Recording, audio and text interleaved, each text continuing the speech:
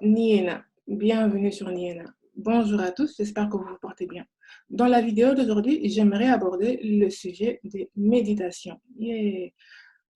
Entre guillemets. J'aimerais mettre une petite lumière sur un petit point quelconque dans les pratiques de méditation. Les méditations, c'est quelque chose de très bien, ça nous permet vraiment de nous reconnecter à nous-mêmes, de nous reconnecter à notre source, de revenir à soi, et c'est quelque chose que je pratique en tout cas tous les jours, et limite 3 à 4 fois par jour, parce que je suis quelqu'un de très très introverti, et j'aime bien toujours retourner à l'intérieur de moi, me recentrer, des choses comme ça. Donc la méditation, je la pratique, mais vraiment comme il le faut. Seulement, il y a un point que j'aimerais éclairer dans cette pratique de méditation, surtout quand on fait appel à des entités. Vous savez que pendant que l'on médite et pendant que l'on médite, on peut se sentir vidé de son énergie. Donc, vous êtes en train de méditer, vous êtes en train de méditer pour vous ressourcer, mais vous sentez que vous êtes en train de devenir pâle comme ça. Vous devenez pâle, vous avez vraiment envie de boire de l'eau ou du sucre pour récupérer, pour récupérer les forces. Ça, c'est un signe que vous êtes en train d'être aspiré par une entité quelconque.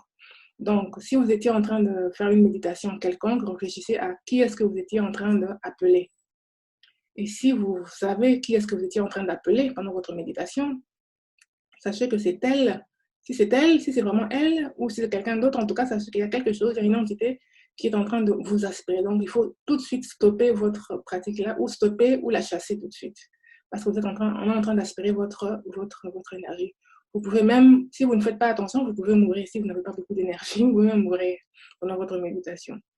Moi, personnellement, j'ai eu cette expérience-là. J'étais en train de méditer.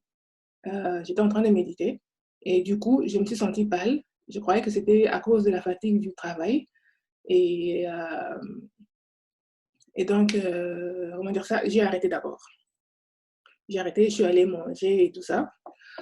Après, le soir, avant d'aller dormir, je suis encore allée recommencer la méditation. Je suis allée recommencer la méditation, j'ai commencé à faire la méditation. J'ai commencé encore à me sentir pâle. Et là, c'était devenu très, très, très, très puissant. Donc, j'étais en train de faire la méditation. Et qu'est-ce qui s'est passé? J'ai commencé à me sentir pâle.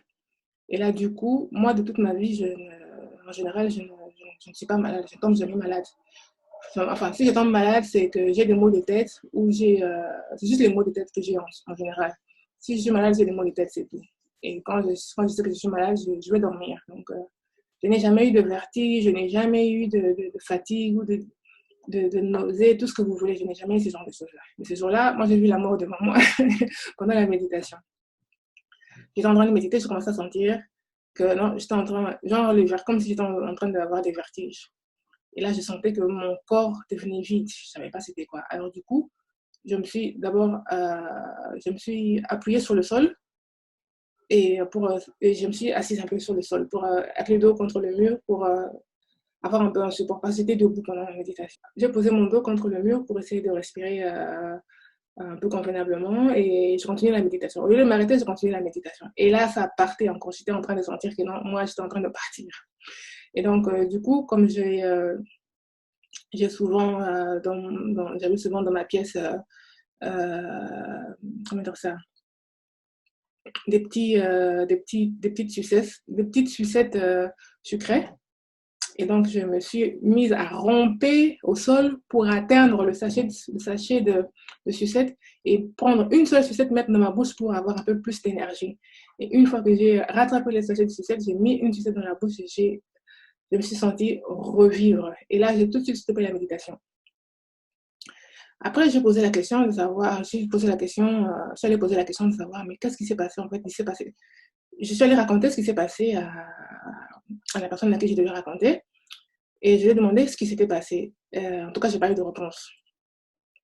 Et donc, du coup, moi, cette question est restée dans ma tête. C'était une expérience pour moi assez traumatisante. Donc, j'ai gardé ça derrière la tête et à chaque fois que je croisais quelqu'un qui pouvait, qui pouvait m'en dire plus, je posais toujours cette question-là de façon un peu indirecte pour essayer de savoir qu'est-ce qui se passe exactement. Et donc, du coup, j'ai commencé à faire mes recherches pour savoir est-ce qu'on peut tomber évanoui pendant une méditation, qu'est-ce que cela pourrait dire. J'ai commencé à faire des recherches sur Internet, je n'ai pas trouvé. Après, une fois que je me suis mise à méditer, j'ai demandé tout simplement qu'on puisse me donner cette réponse-là. Et Dieu merci, quelqu'un s'est présenté Il y a quelqu'un qui m'a expliqué en détail ce qui s'est passé. Il a dit en fait que Nina, quand tu médites et que tu fais appel à une entité, cette entité-là, pour descendre, elle a besoin d'utiliser ta propre énergie pour descendre. Et si tu as de l'énergie, si tu as suffisamment de l'énergie, elle descend à travers ton énergie. Et donc, toi, en même temps, tu te vides. C'est ça, en fait. Et si tu ne fais pas attention, tu peux mourir. C'est pour ça que pour faire descendre l'entité, des fois, il faut être souvent en groupe pour avoir beaucoup plus d'énergie. Et quand l'entité descend, donc il y a suffisamment d'énergie pour la soutenir ou pour la contenir. Mais en tout cas, en même temps, les gens qui sont autour, voilà, c'est leur énergie qui part, quoi. Donc, voilà. Mais bon, moi, je me suis demandé, est-ce que c'est vraiment quelque chose est-ce que ça doit vraiment se passer comme ça? Est-ce que toutes les entités font ça? Est-ce que nos guides font ça? Est-ce que nos anges gardiens font ça et tout? Mais non, mais c'est pas toutes les entités qui ont besoin d'utiliser notre énergie voilà, pour ça. Les entités, tu peux communiquer avec eux, voilà, par la prière. Ils n'ont pas forcément besoin de descendre pour utiliser ton énergie. Donc, en tout cas, ce que je voulais dans cette vidéo partager, c'est le fait que quand vous vous sentez aspiré ou vous sentez pâle ou vous sentez presque tomber évanoui pendant votre méditation, il faut savoir que vous êtes en train d'être aspiré. Et moi, ce jour-là, pendant ma méditation, ce n'était pas mes guides que j'appelais, j'étais en train de faire, c'était une méditation quelconque. Et donc, je sais que cette entité-là, que j'ai demandé juste de l'aide. Et c'est cette entité-là qui est en train de m'aspirer. Et donc, du coup, depuis, je ne peux plus jamais parler avec cette entité-là. Enfin, parler, plus jamais essayer de rentrer en contact avec elle. J'ai dit, écoute, je ne veux plus jamais entendre. Tant que je n'ai pas encore d'éclaircissement par rapport à ce qui s'est passé, je ne veux plus entendre ce qui s'est passé. Je ne veux plus entendre parler de toi. Et donc, quand j'ai eu l'explication de ce qui s'était passé, c'est là que j'ai compris. Mais en fait, ce n'était pas méchant. C'est comme ça que ça fonctionne. Quand on veut faire venir Beyoncé sur un plateau de télévision, ce sont les gens là, de la télévision qui doivent payer son carburant, son voyage, son hôtel pour qu'elle puisse venir parler ou danser ou chanter. Et donc, ça se passe comme ça. Donc, nous, on est les gens, entre guillemets, on se comporte un peu comme ça. Ces gens-là, ces entités-là, ces gens comme des VIP, les stars qu'on invite, qu'on demande à ce qu'ils puissent venir. Et pour qu'ils puissent venir, c'est à nous de payer leur carburant, leur hôtel, leur séjour. Et pour ça, ça se paye avec notre énergie. Et donc, si on ne fait pas attention, nous-mêmes, on peut en pâtir. C'est notre énergie qui part, notre énergie, on vit de notre énergie. Et donc, si on n'en a pas, c'est quand même dangereux. Donc, voilà. Dans cette vidéo, ce que je voulais tout simplement dire, c'est tout simplement mettre un peu plus d'éclaircissement pour les personnes qui se posent des questions pendant leur méditation, qui ont les mêmes expériences que moi. Genre, tu te sens mal, tu te sens mal à l'aise, tu sens des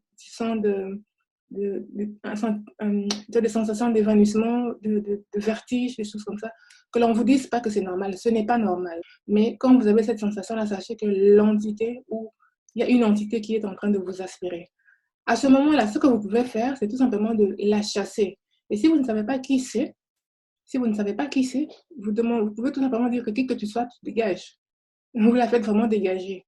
Et on n'a pas le droit de violer notre espace. Et donc, si quelqu'un a une entité vers vous en aspirant votre énergie sans que vous sachiez, et même si vous ne la connaissez pas, il faudra la chasser. Et si vous la chassez, elle partira. Donc, voilà, on ne peut pas se faire violer comme ça. Seulement, il faut savoir en fait ce qui se passe. Quand on ne sait pas ce qui se passe, on se laisse faire, on se met à pleurer, on se met à se dire, à appeler les gens. Oui, mais c'est normal. On va vous dire que c'est normal. Avec le temps, vous allez vous habituer. Non. Donc, je vous dis, il ne faut pas vous habituer à ces bêtises. Elles sont des bêtises. Donc, à un moment donné, il faut que les gens puissent comprendre en fait que les entités, en fait, ce ne sont pas des dieux. Enfin, s'ils sont des dieux, nous aussi, nous sommes des dieux. Ce ne sont pas des gens qu'il faut avoir. Ce ne sont pas des gens pour qui il faut avoir que, pour qui il faut avoir peur. Il ne faut pas avoir peur de ces entités, les entités en fait, ni toutes les autres personnes ou entités que vous contactez pour de l'aide ou quoi que ce soit. Ce sont des entités comme vous, des gens comme vous, qui tout simplement vibrent à des fréquences peut-être un peu plus élevées que nous, mais nous aussi, on existe dans ces fréquences-là, dans ces plans-là aussi, sauf qu'on n'est pas connecté à nous-mêmes dans des plans supérieurs. On peut aussi pouvoir se connecter à nous-mêmes dans les plans supérieurs. Du coup, moi, ce que j'ai conclu comme résolution pour le moment, c'est que je ne veux plus faire appel à quoi que ce soit comme entité. Je me suis dit, je veux commencer d'abord par me connecter à moi-même dans les plans supérieurs et que le moi-même là puisse m'expliquer un peu les affaires là, comment ça se passe, parce que c'est quand on ne sait pas comment est-ce qu'un quartier fonctionne, on peut se faire violer, on peut se faire tout. On a dit tout ce qui est en haut et comme ce qui est en bas. Donc, si vous ne faites pas attention, vous allez vous retrouver dans n'importe quoi. Donc, voilà, j'espère que j'ai mis un peu de lumière pour les personnes qui se posent des questions par rapport à cela.